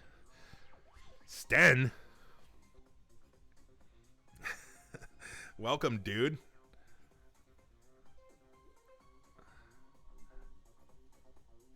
I won't play Starfield until it comes out on GOG. So. Yeah, that's what I'm saying, Radicamel. I can understand why they did it that way. Get right into it, rather than like trying to make it like a little hard to get into. So, yeah, Sophie, like, it is a minor fix, and it's something I think is totally essential because it's so cheesy to like farm the assassins, like. I don't know. So we're gonna let's look at this one for now, and I'm gonna let it stew in my brain for a little bit longer. This one I'm considering because our friend Illist who's been on the stream before, and he's a regular face out on the Discord, suggested this long ago to accompany our various mod lists, and I'm considering it for JBM because, yeah, you see, like, it is kind of annoying, right? Like, okay, yay, now I can sell this armor and get tons of gold. I've been playing Morrowind for so long, I can't detach myself from thinking that's super cheesy. Yeah. Anyways, so I'm considering dynamic timescale because we have pause control in the mix here. And what we do with this mod is we just disable pausing the game in all kinds of contexts. Basically, anywhere that we can disable pausing, we do. And one thing that's interesting about that is, we all know Morrowind, by the way, watch him. That's a very excellent question. Without Bethesda, what would we even be doing? Very relevant for what I'm about to say. I mean, we all know Morrowind has just a crap ton of text, so much reading. I consider that a good thing. Personally, I love like kicking back, turning the music up, and just like reading the dialogue, reading the story, and I love the writing, for example, in Tamriel Rebuilt, Province Cyrodiil. It's all this new content to just soak in. I like to play Morrowind maybe once a year or so, and I don't have all the dialogue memorized, so it's fun to like read it and soak it in. The problem is, the music too, totally. The problem is, though, when you disable pausing, it's not a problem really, but it's just a thing where time keeps going, obviously, when you're not pausing the game during dialogue. And again, it's not a problem, it's just a thing, it's a difference. But one thing about dynamic timescale here is we can potentially have, like, let's say I'm inside talking to people, I'm in the library, I'm chatting everybody up, time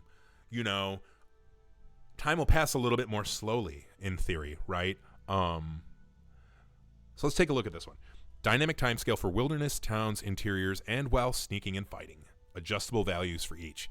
Okay. You know what? Let's go. I'm going to download this and actually load it up and see. Hopefully I don't make my laptop melt.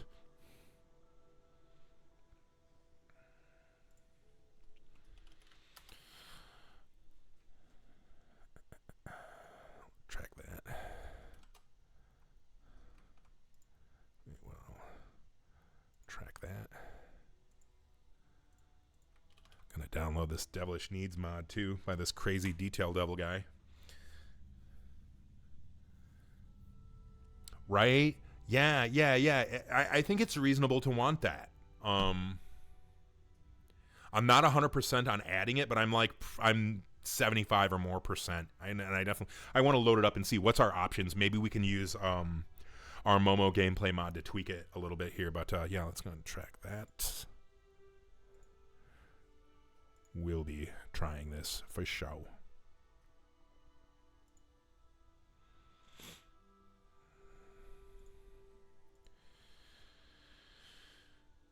Nice. Very nice. Readme.org. You're using org mode, Detail Devil? That's crazy. Look at it. It's org mode. Oh, you know what you mean? This looks like the basic needs. You probably got it from basic needs. Okay, I was like, I didn't think you used org mode. Nice. Okay, cool. If you didn't know, org mode. Yeah. Okay, I got you. Cool. And it's good you included that. Org mode is what you're seeing here. This is the text file format that I use for my text editor. It's like an advanced, very, very advanced, strictly text-based format. And so, you can see, when I check something, we got, shifting numbers and percentages there. It's highly advanced for a strictly text-based thing. Not something I thought Detail Devil would be using, because you're not an Emacs user, which most normal people are not Emacs users. All right, let's go ahead and get this up in here.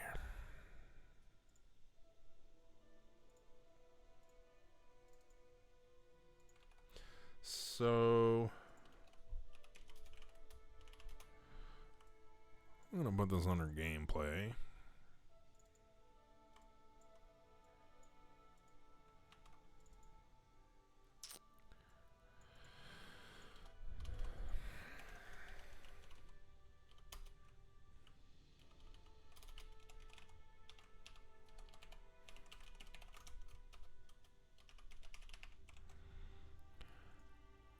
add this to my grab bag mod list. I don't know if you noticed the Legend of Zelda themed Fargoth that I had up in here, or my Egyptian themed Balmora set. Just my grab bag testing mod list. All right, let's get in there. Hopefully I don't make my laptop melt. Cross fingers. Probably eventually going to have to either put new thermal paste in this thing, or, you know, just move my actual gaming PC over here and start streaming from that. I got to get a webcam for that, though. All right.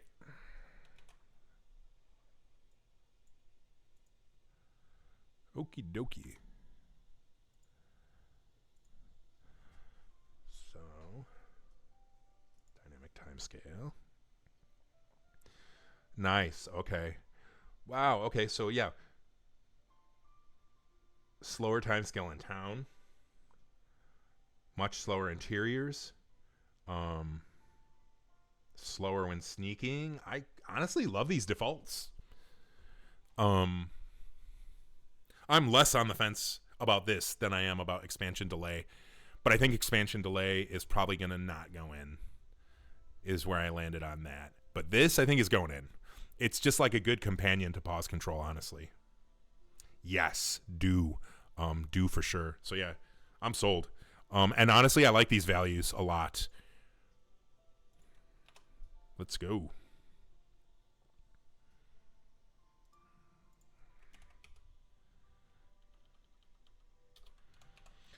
So let's see, time scale. Yeah, we have the other time scale mod here as a gameplay mod. So boom,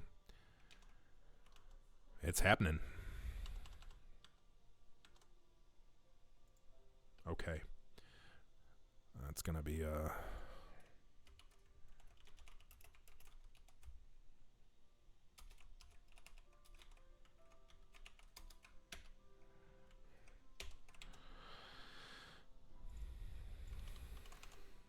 yeah, and watch him, I would recommend.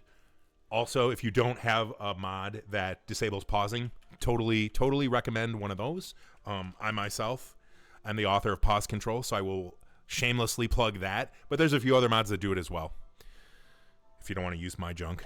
Pause Control. Yeah, here we go. And it's a Momo mod, not on Nexus. But yeah, this would be one. I recommend this. I should list the alternatives on here too.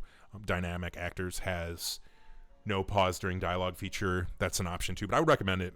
There's having no pausing for inventory is in itself like a huge, yeah. Well, so like you can no longer pause the game in the middle of combat and like spam potions, right? Like now you got to be judicious about that. Yeah, you could still like bind a potion to a hotkey, you know. If you police yourself and don't do that though, like yeah, suddenly it's no longer, oh no, I'm almost dead in a fight, pause the game, chug potions, you know, and it becomes a bit more strategic. And I personally, you know, when I got a taste of it doing TES3MP, it was a big bummer to not actually have that in OpenMW proper, as it were. But now we got it, so it's there. And also, I would be neglectful if I didn't give a big thanks to Piotr McKeeve for originally writing the no pause code for UI modes. I basically adopted his code and put in a bunch of fixes for various things like starting combat in dialogue, spawning enemies in dialogue, like all kinds of like corner cases that you wouldn't think about. We all handle them here now. So I got that going for me. 2018. Wow, we've been doing this for a minute. 1429.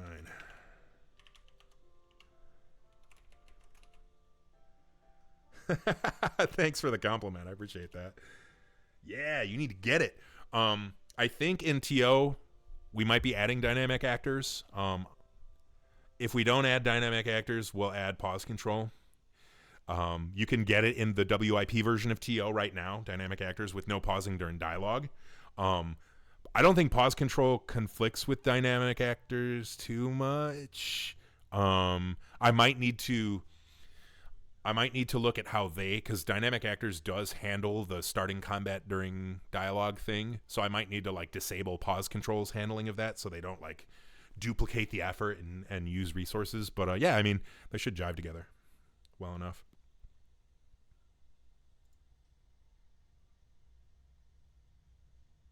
I got you. Okay, thank you, Sector.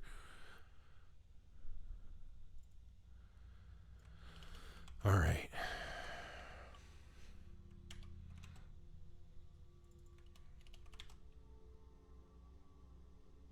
Yeah, okay, I got you. Thank you. All right. Let's go the archive. No. Archive. Mount Archives.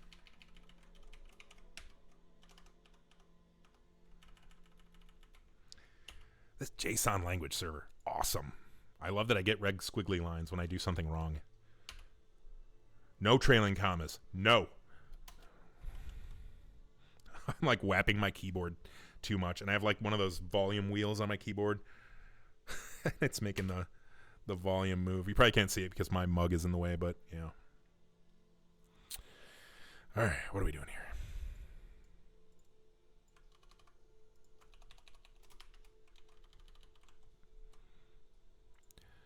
And the file is called this with the version in the file name.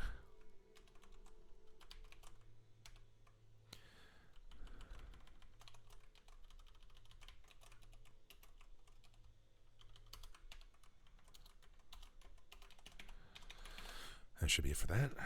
Data path. Yeah, well, yeah, absolutely. So, I mean, it's not a perfect protocol. There's actually a lot of problems with it. And I'm not going to get into that, but Microsoft deserves credit where credit is due with the language server protocol. And it's basically an editor agnostic system for exactly what you saw here. Well, so if you're using a language like C or C++ or like Rust or something that is, typed and has good feedback loops with the compiler, you don't necessarily need this kind of stuff, but this certainly helps, right? To have like a visual saying, yeah, you goofed, buddy, fix it.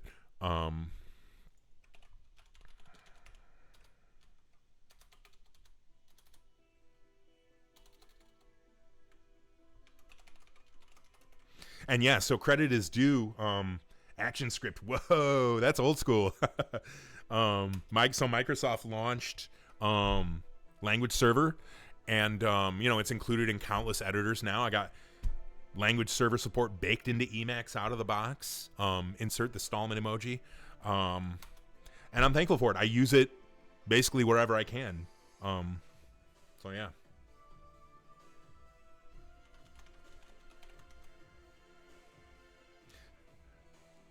I'm not surprised by that.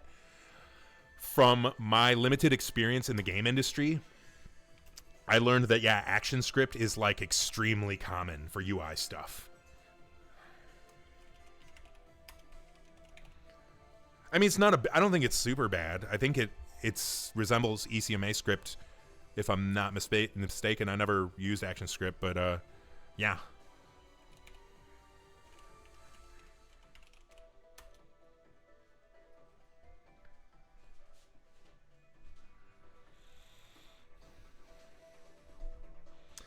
Yeah, dude, you can get a job as a UI programmer probably somewhere.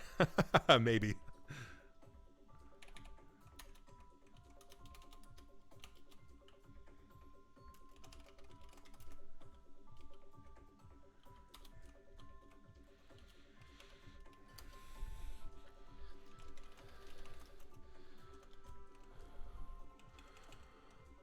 Righto.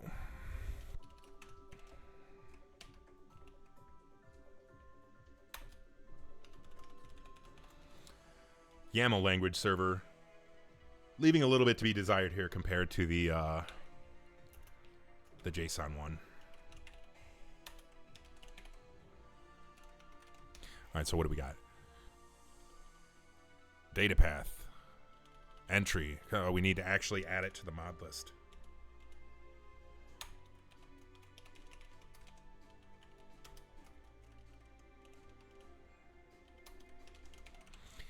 Which reminds me.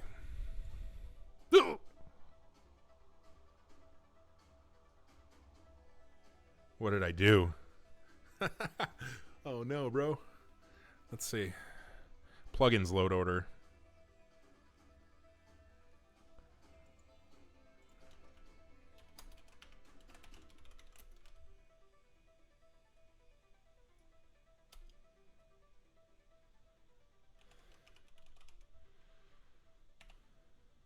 Uh-huh.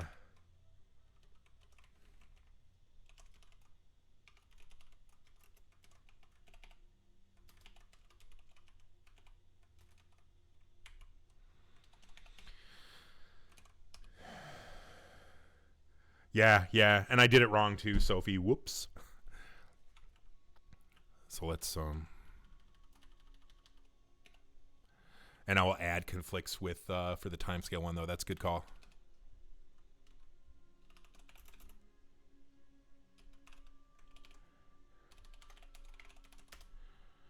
All right.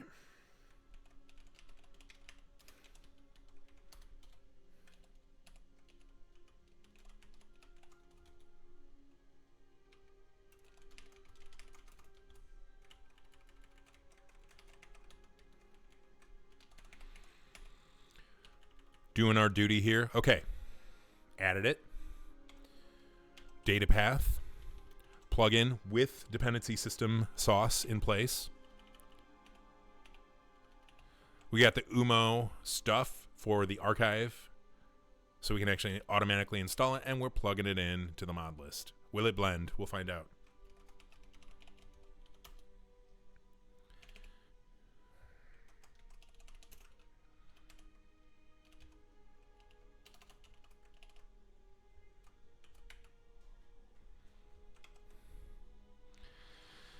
Oh boy. I'm really accumulating the red X's today. Yikes. Fourth time's a charm, maybe.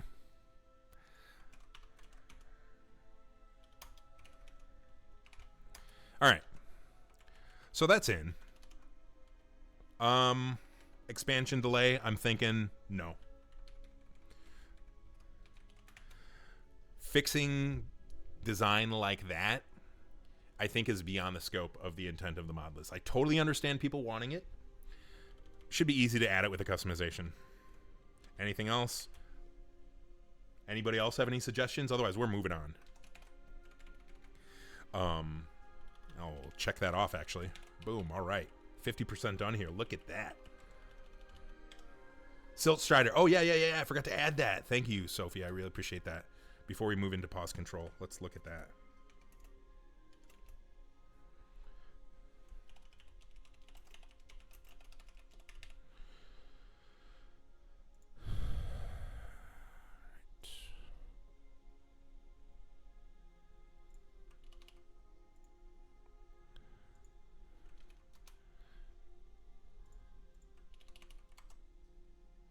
Yeah. I've seen screenshots. Definitely looks amazing. This has been a tough nut to crack with getting a Silt Strider that looks good with normals and yeah.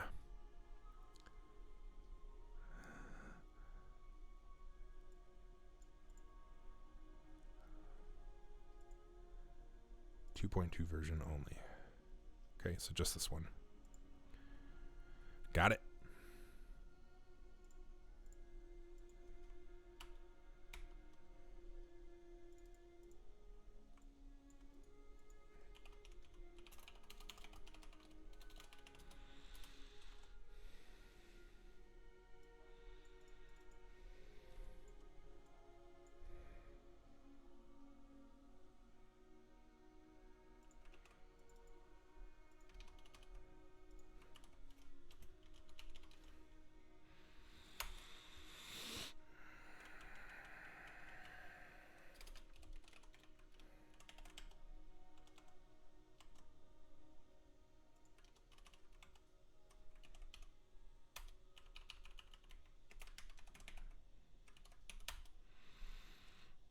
Okay. Did I Did I download? No, I need to download that still.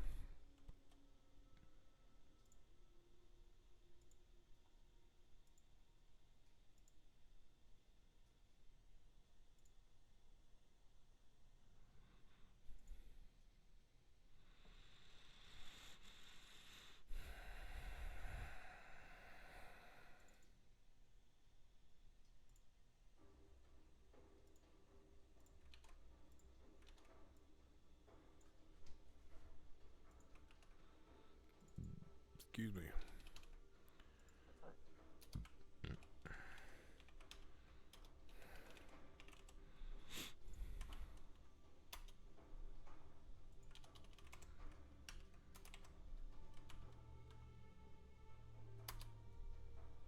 Regular shader specs, meaning not for what PBR.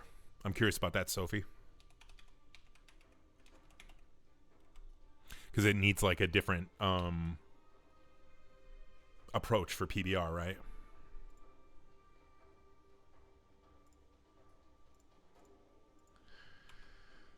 Let's check it out.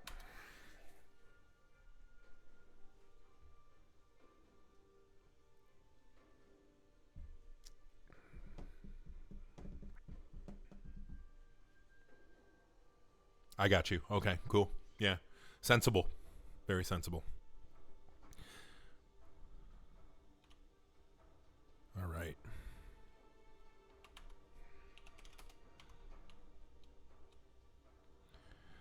So my potato isn't going to do it justice, but oh, wow. Just look at that. You can already see like the go away UI.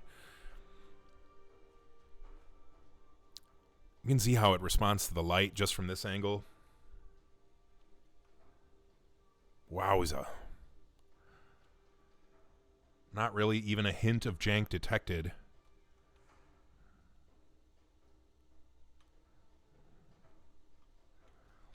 Nice work, Sophie. I mean, I can tell you put a lot of effort into this. Just look at it. Seriously. Set game hour. You know, we got to see it at different times of the day to truly appreciate. Look at this. Look at that.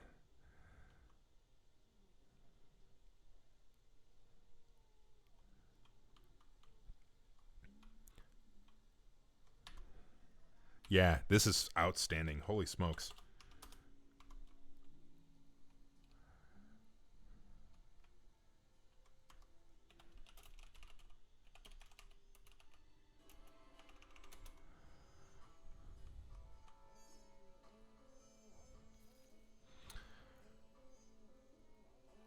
So, of course, props also to Vert and NWA's team for making the magnificent textures. And geez, yeah, just these normals are next level. You don't simply auto-generate normals like this. It takes handcrafted love and care, you know, to actually make it look this good. Ooh, I just love it. This is my favorite part here is these grooves and creases up here. Just watching the way the light responds. I'm a big sucker for that.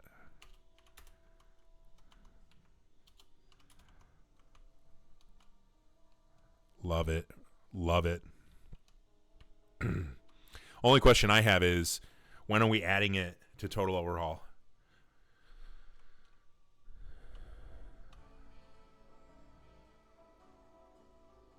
I'm surprised my laptop didn't melt yet, too. Good job, laptop. Reducing the view distance helped, I think. During stream. We're doing it live? We're going to do it live? Let's see.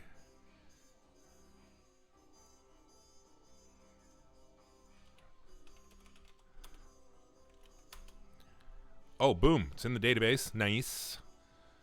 Oh, yeah. Look at that. Next update. Nice. Very nice. Excellent. I approve. That's outstanding. I'm out of the loop on Total Overhaul. I had to delete it from my laptop because I was short on disk space. So, yeah, I appreciate you all helping me stay on top of that. Yes. You know, Radicomel, it's like the never-ending struggle. Basically, when I actually start a sincere playthrough, I like have to pretend that new mods don't come out, and mods I already have don't get updated. I can't look at Nexus. Cause otherwise you're like endlessly like, well, I mean, maybe my setup could, it's like the meta game of modding, that just never ends. Wow, yeah, that was outstanding. Excellent. Okay, so I had a gracious user on Discord let me know that there's actually a compatibility issue with Tabletop Alchemy and pause control. There's some feature of Tabletop Alchemy that doesn't exactly work without pausing. Yeah, for sure. That's for the next run, you know what I'm saying? This is what keeps me coming back. And this is why like a yearly run of Morrowind is totally feasible because, we got people hacking on OpenMW, the engine, adding new Lua features. We got people using those features to make cool new mods. And we got the community at large inside and outside of OpenMW that are just making generally cool content, So, I mean, we're really blessed. It's a great community. So I've already implemented this. And after a little bit of back and forth with the folks on Discord, they indicated that we don't necessarily need to force pausing. My first approach was to force pausing when this mod was detected alongside pause control, but it sounded like users didn't think that was necessary, and instead we can simply warn that there's compatibility issues. So let's go ahead and have Tabletop. Yeah, so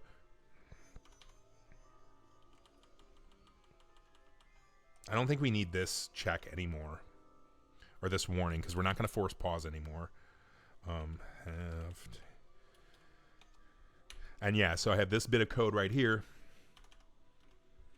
which so mode update is where the mod basically enables or disables pausing as requested by you, the user, for each mode. And here we say if the alchemy, if you have Tabletop Alchemy, do it all the time. But we're not actually going to do that anymore. And instead, we're just going to go ahead and display the message box. And so I got this little bit of code here. This function right here, update settings, runs anytime the settings are changed for the mod. And we got this, all this if, else if stuff going on here. And if the key, so the key would be the setting that you changed. And if you changed pause for alchemy, we say, if you have Tabletop Alchemy, print this message box. And we're using a localization feature of OpenMW to allow for translations of the content there. And so what it actually says is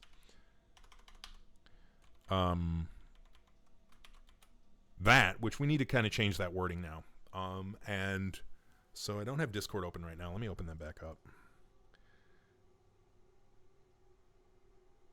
And so we just want to say that, or actually maybe I'll just say, I'll run this by the users on Discord before I actually commit to it. But what we'll do is we'll say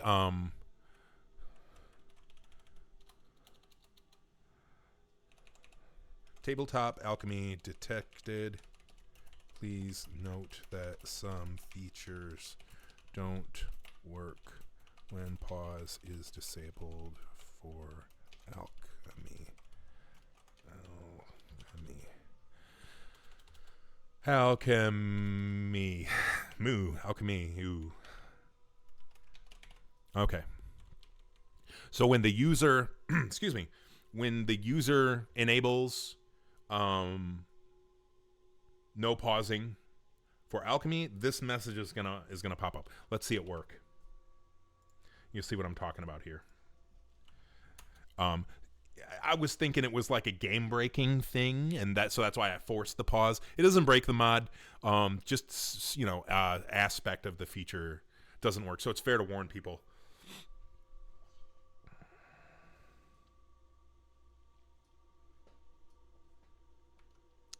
So we'll get into the.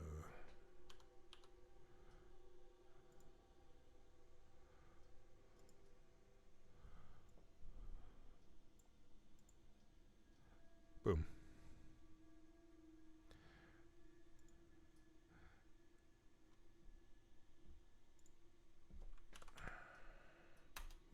do it.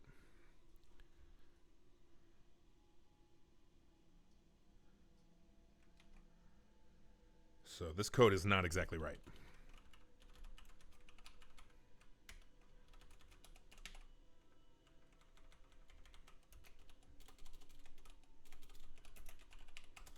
We only want to show the message when we have Tabletop Alchemy and we're not pausing for alchemy. So let's go ahead and hot reload Lua.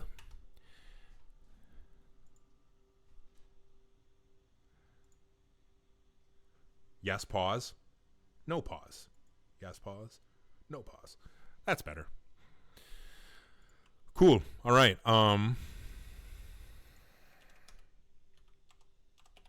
Save that. Save that. Save that.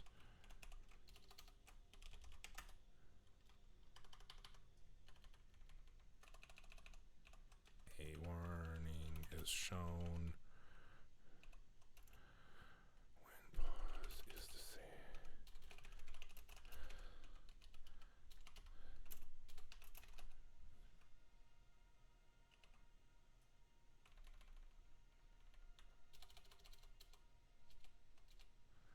All right, and yeah, thanks to a Piera, if I'm saying that right, on Discord for finding and reporting this.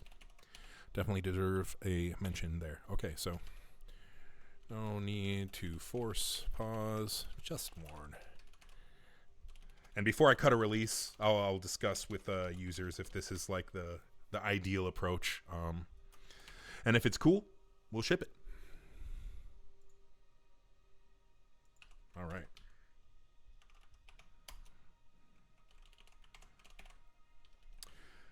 So, we're coming a bit towards the end of the stream. Definitely don't have time to do all of this. For bound balance, so I'm just going to quickly go over kind of all the things that I want to do.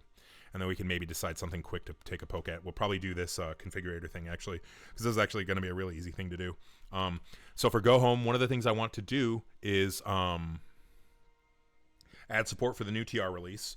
And in preparation for that, I had this image pulled up, which this is the new content that they added.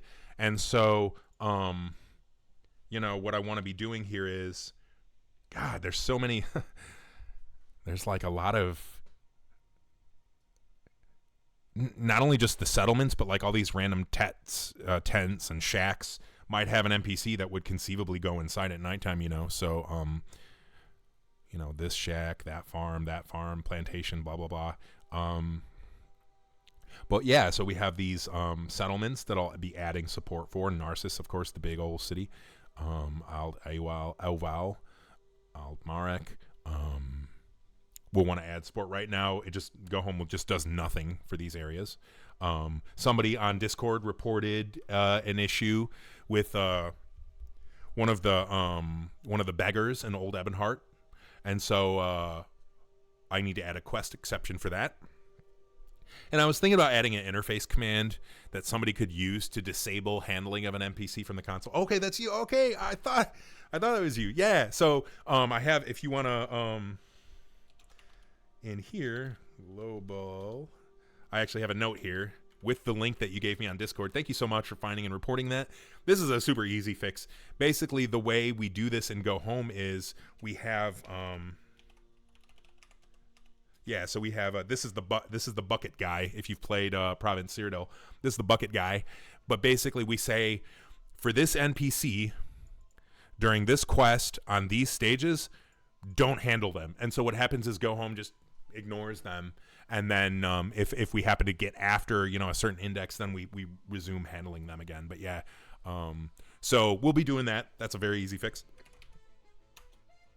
But so I was thinking was talking with you about this made me think it might be cool if there was like a console command you could use to be like, okay, stop handling this NPC, right?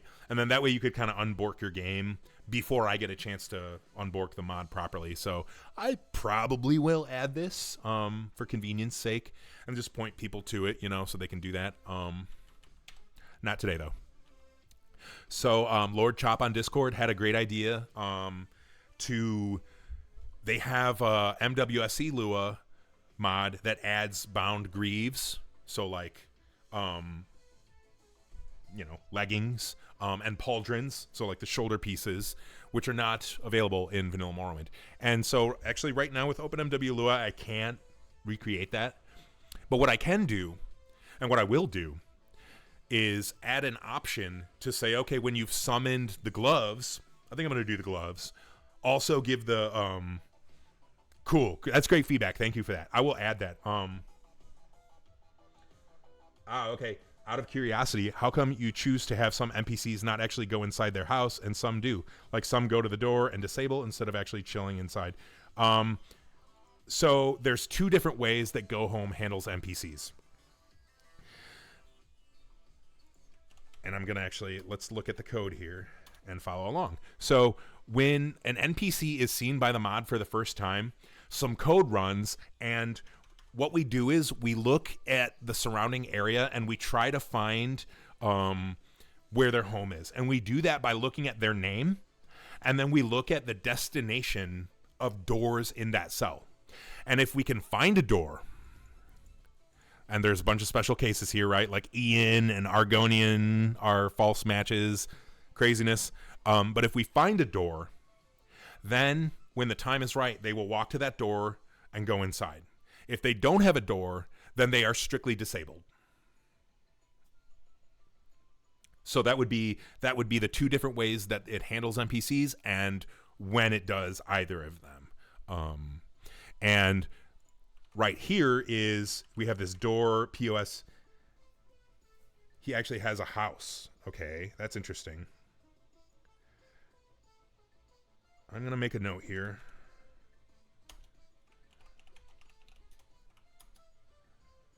So somehow then, he's not technically Bagger. Okay, interesting. So somehow this code is failing then.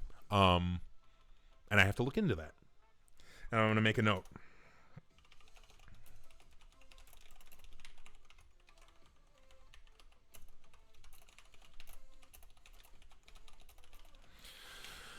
I'll double check and see what's happening, why it doesn't go in there. So thank you for letting me know about that. But in a nutshell, this some aspect of this code is not exactly working. And yeah, as you can see, there's like false match handling here. And then we and so we try to match first and last names individually also. So it is a little bit gnarly. So something here might be going a little wonky. And so anyway, going back to this though, talking about the greaves and pauldrons, it will be optional so that when you summon, the gloves, you'll get the pauldrons. When you summon the boots, you'll get the greaves. You could argue that it's OP, and I would agree. But like also you could argue that dang, the full like bound armor set looks pretty cool.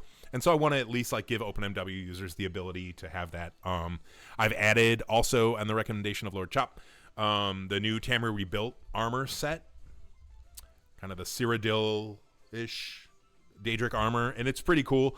But I'm using the Tamriel data body parts, which creates a dependency on the plugin, and I just need a dependency on the assets, not the plugin. So I'm going to implement my own body parts for that.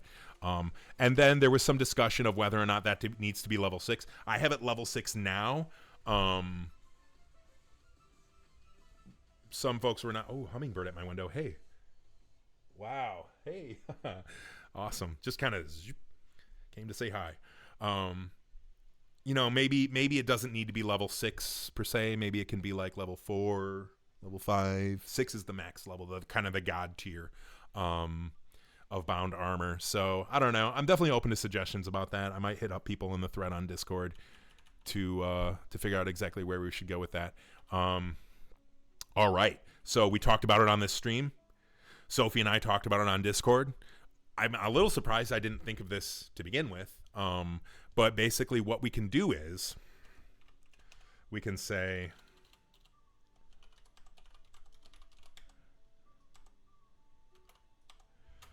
in your customizations file, we can use the value for mod baster so that you don't have to like hard code the full path in there. Let's take a look at that.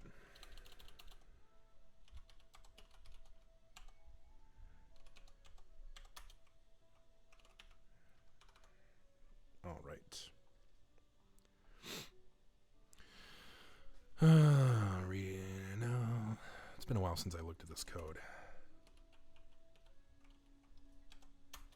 Can't remember exactly where we... This is not where we read customizations. That is...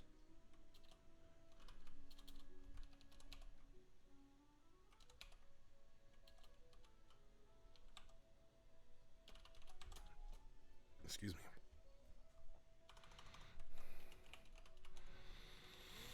Here we go.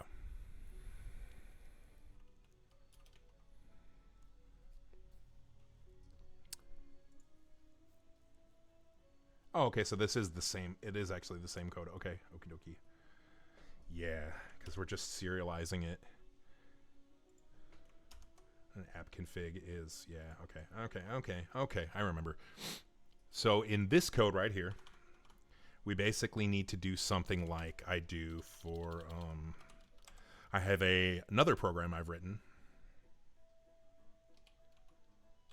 where we do a similar thing.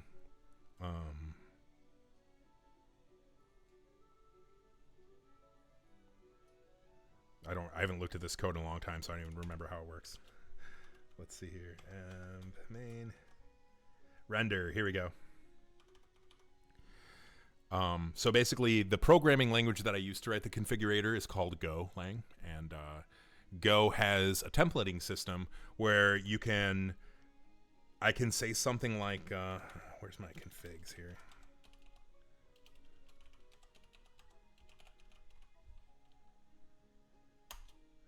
I can say, ooh, hey, look at that. So we already are rendering environment variables, but I could also say something like, you know,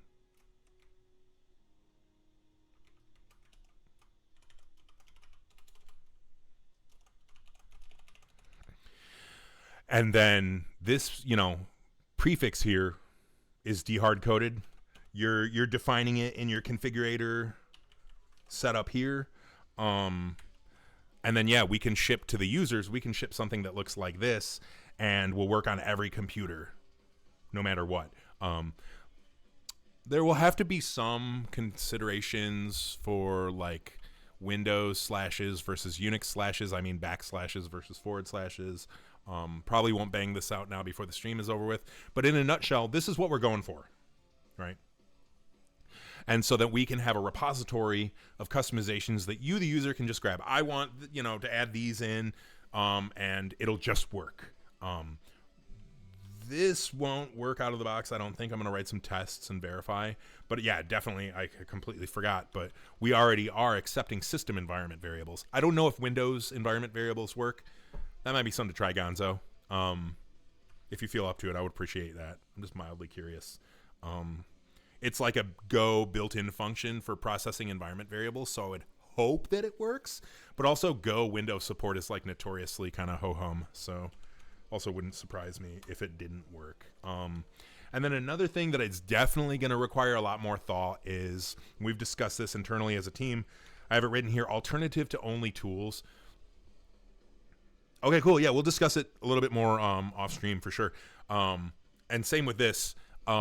So imagine you're a user, you install Modless last week, okay? And we came out with an update this week, and you, for whatever reason, don't want to get that update, but you want to run the configurator, for example, to get customizations. Right now, we don't really have a way to do that for you. And, you know, we have only tools, which is part of that. Only tools tells the configurator, don't pull down config from the MOMW website. Don't do it. But it also doesn't run customizations, and I'm not willing to add running customizations for this because I feel like we still need just only tools, right?